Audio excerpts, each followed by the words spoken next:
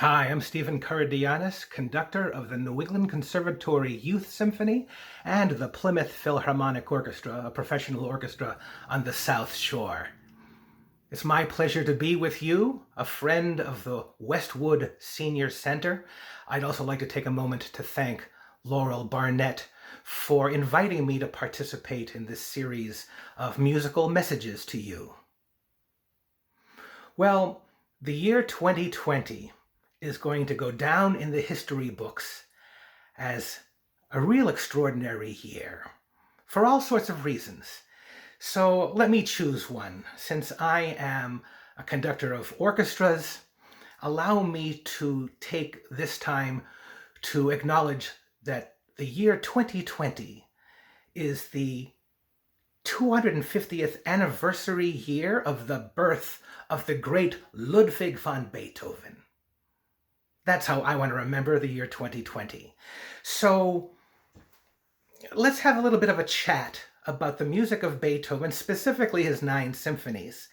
Because to me, as an orchestra conductor, what makes Beethoven so special, that in his 9 symphonies, he forges 2 different paths for the composers following him to be inspired by and to follow themselves.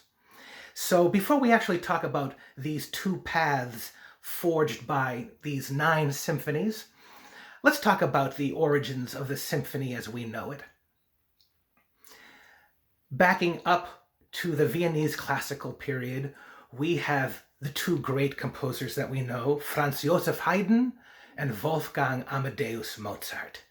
And chronologically speaking, there's a little bit of a composer sandwich here because Haydn was born first and inspired the young Mozart. And then Mozart was a fireball of a composer and a creative genius. And he also lived a short life, right? Haydn lived well past Mozart, and the later Haydn was inspired by Mozart. So you have this Haydn, Mozart, Haydn creative sandwich, if you will. And during their creative output, through their music, they formalized various instrumental forms that we know. The string quartet, the symphony, the concerto, and the solo sonata. These multi-movement forms. We know that the carryover from the Baroque period, if it was just strictly instrumental music, how do you keep things vibrant and interesting? Through variation and variety. And the variety of fast, slow, fast was always very important. So in terms of multi-movement pieces of music, the concerto and the solo sonata are in 3 movements. Fast, slow, fast, 2 fast movements with a contrasting slower lyrical section in between. The symphony and the string quartet evolved similarly in terms of fast, slow, fast. But between the slow movement and the final fast movement was inserted a dance form from the Baroque period called the minuet, which is why we have these 4 movement symphonies and string quartets that were a fast opening movement, a slow lyrical movement, a minuet, and a final finale fast movement. And so that is basically the format of the multi-movement pieces of music that Mozart and Haydn handed over to Beethoven. And the other thing to think about is that the orchestra as an entity was also being standardized. So Mozart and Haydn basically handed over the standardized instrumentation of what was then the full orchestra of 2 flutes, 2 oboes, 2 clarinets, and 2 bassoons, 2 French horns, 2 trumpets, timpani, and a band of strings, a string orchestra of first violin, second violin, viola, cello, bass. So this is now what Mozart and Haydn head over to Beethoven. Now, Beethoven writes how many symphonies? Well, you know the answer to that. But let me first ask, how many symphonies did Haydn write? Haydn wrote 104 symphonies. How many symphonies did Mozart write? Mozart wrote 41 symphonies. How many symphonies did Beethoven write? You know, he wrote 9 symphonies. 104, 41, 9. It's not like Beethoven was some sort of underachiever as compared to Mozart and Haydn. It's just that by the time Beethoven accepted the form of the symphony, and when Beethoven himself started to write in the form of the symphony, Beethoven himself gave the form, the symphony, such importance that it was itself the musical vessel into which a composer would pour their most profound musical thought. So his symphonies, by comparison to the others that came before, were certainly grander works ultimately. So we started by saying that through the 9 symphonies of Beethoven, he forges 2 different compositional paths that composers would follow later. So let's talk about them. These paths, let's call one the traditional classicists. And on the other side, we have the expansive romantics. Symphony number 1 of Beethoven follows very much the model of Mozart and Haydn. 4 movements in the same sort of movement structure, opening fast movement, slow lyrical movement, the 3rd movement minuet, and then the final 4th movement. So solidly, the 1st symphony of Beethoven follows this classical path. The 2nd symphony of Beethoven also follows the classical path of Mozart and Haydn, but with one big exception. Beethoven had an issue with the form, the minuet. Why? Because the form itself involved absolutely strict repetitions. And when you have absolute strict repetitions, then, by the time you get to that last section that's going to finish off, you know how it's going to end because you've heard all the music and it ends in an exact repetition. And Beethoven didn't like that. So he developed a new movement to go in place of the minuet. He wanted a movement that you couldn't guess which way it was going to go. And that movement he called the scherzo. And if you're an Italian scholar, you know that the word scherzo translates to the word joke, J-O-K-E. And of course, with a joke, you don't know the punchline. So you really don't know how things are going to go until the very end. And that's what Beethoven liked about the scherzo. So, Symphony number 2 of Beethoven follows similarly the classical proportions of Mozart and Haydn, and indeed his own 1st symphony. But the 2nd replaces the minuet for the scherzo. Now, Symphony number 3 of Beethoven, the Eroica Symphony, the Bonaparte Symphony, if you know the story. Beethoven really wanted to celebrate the human spirit in his music. And he initially called this symphony the Bonaparte Symphony. But when he heard that Bonaparte himself anointed himself emperor of all things, Beethoven said, no, I don't want to celebrate that. I want to celebrate the common man, the heroic individual.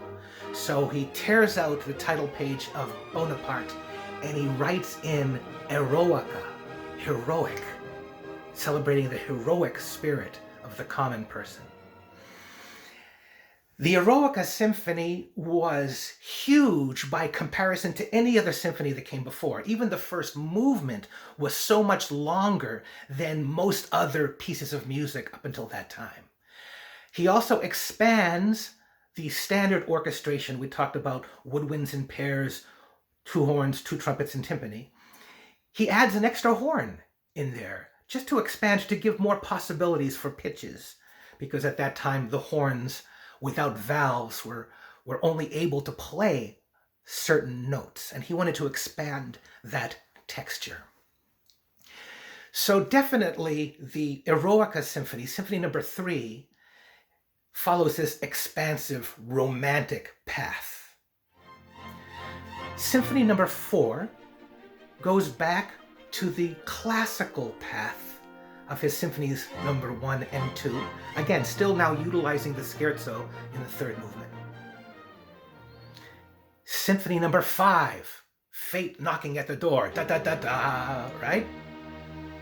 Of course, that's now following the expansive track. And the first 3 movements, although the music is all novel and new, I mean, he's developing a huge soundscape from just 4 notes, da da da da.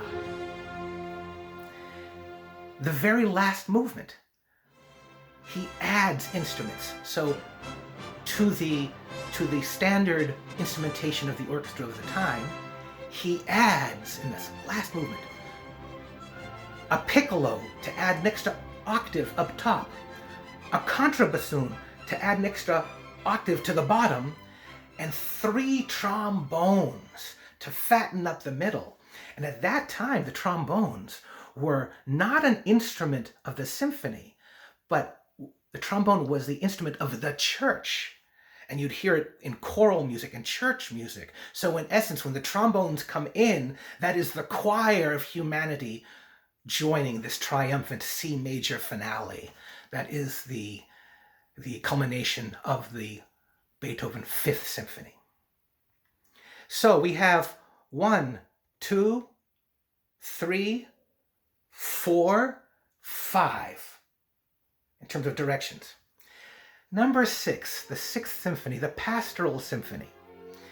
Yes, we have to put it in this expansive romantic territory, but it's also in a category by itself, because the 6th Symphony is a program symphony. The Pastoral Symphony tells a musical story.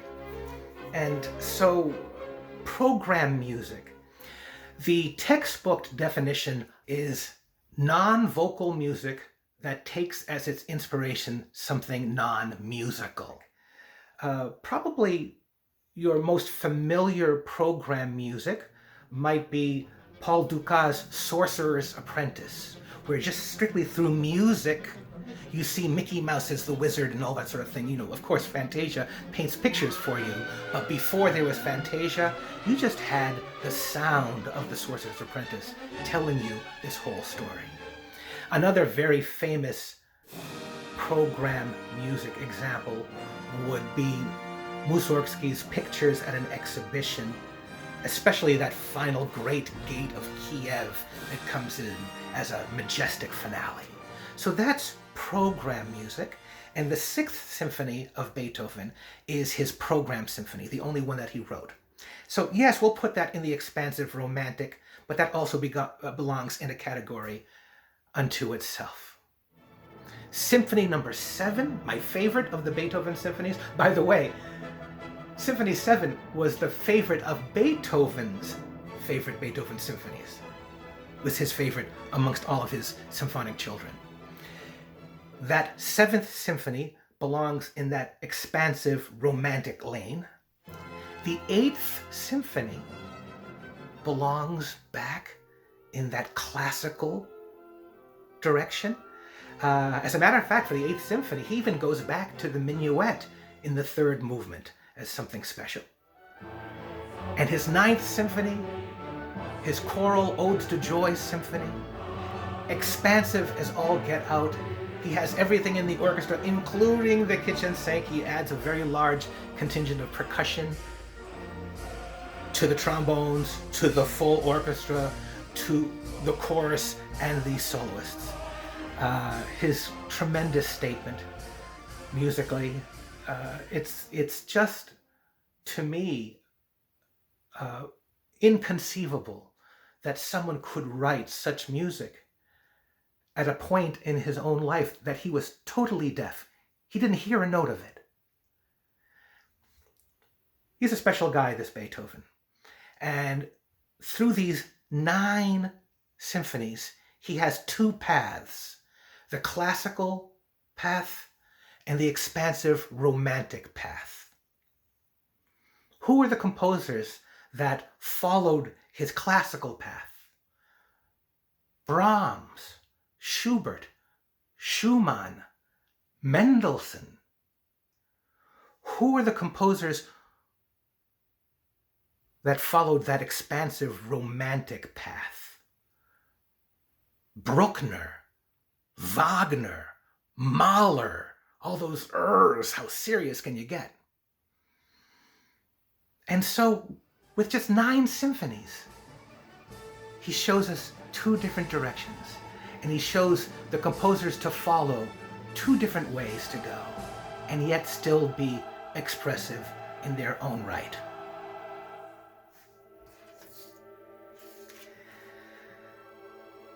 There are so many different reasons why Beethoven is special. To me, as an orchestra conductor, he shows us a whole lot through his 9 symphonies. And for that, I'm very grateful. Happy birthday, Ludwig van Beethoven. You look and sound great at 250.